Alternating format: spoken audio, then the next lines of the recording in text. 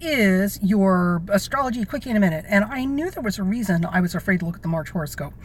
Oh my God. So here is everything you need to know about March in about 30 seconds. Okay. So the week from March, I would go as far back as March 15th, all the way down to about the 23rd, 24th, maybe a few days after. Give yourself about 4 or 5 days before that new moon, and definitely like another 4 or 5 days after that new moon. It is gonna be showtime. Game on. So here's what we have going on, and these are the players. So Mercury and Venus will now be traveling like a do-si-do and a square dance together right about the 2nd or 3rd week of March. What's happening though is they will go from a square to Saturn, oh boy, right into square to Pluto, and then a conjunction to Uranus. So things will be hopping and popping. Oh my God, like a crack house being raided. While this is happening around the 17th, that new moon in Pisces will be in the last degrees of Pisces, and it will be making its final square to Mars in Sagittarius, that dastardly, devilish, troublemaking Mars in Sagittarius with insert foot and mouth disease. So, or foot up somebody else's behind disease.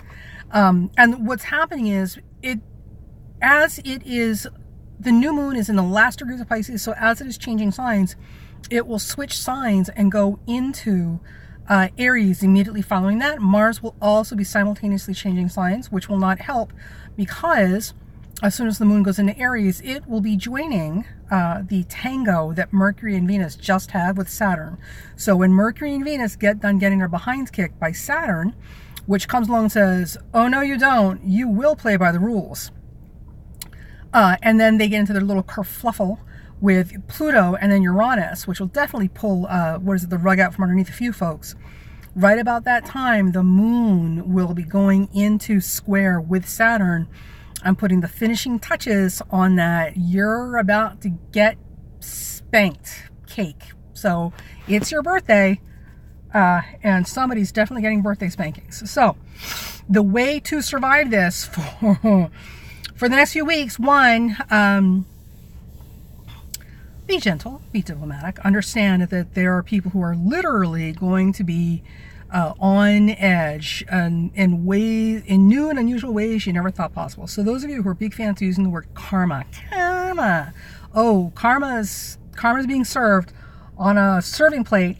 Ooh, and I would not want to be those people who are getting their behinds handed back to them for this. And a lot of this is going to be a lot to do with people with, well, not people, but a lot of this is going to have to do with moderation and restraint and overreach and overambition and doing too much too fast and not showing enough self-control and discipline. And most importantly, the people who are going to get hurt the worst are the ones who are not playing by the rules.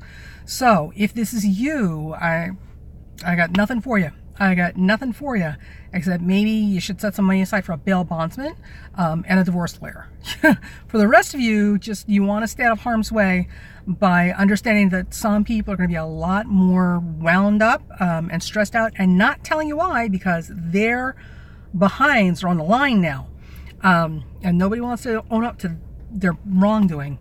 So try not to be an easy target for them to take their frustrations out on, and just gonna give them a little distance. So this is going to be one hella month. I knew there was a reason I didn't want to look at these horoscopes. Meditate a lot. Keep your head down, keep your nose to the grindstone, work on the stuff you need to work on. Try not to laugh too much. And, definitely give people a lot of wide berth for the next couple of weeks. It's going to be wow. So the upsides to this month, so you don't think that all is lost. Oh, it's all over. It's horrible.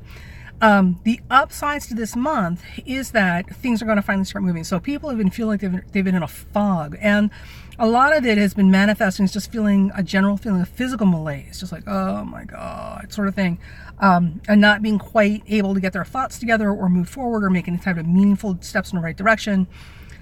March is bringing all of that gusto and energy back with a vengeance. So people are going to be ready to move and do things. Excuse me. But again, we have to make sure we understand the distinction between being ambitious and moving forward and breaking new ground and just being a selfish horse is behind. So that's the big conversation we should be having with ourselves. If you have been looking for a burst of motivation or a real sincere desire to get organized and to put the finishing touches on things and to really start building solid structures, this is the time to start. This is time to start, because you will everything's going through a stress test. So wherever the weak links are in your life, you're going to know where they are now, which will make it much easier to fix that and make them go away or fortify them as needed. So there's, oh, look at that hair.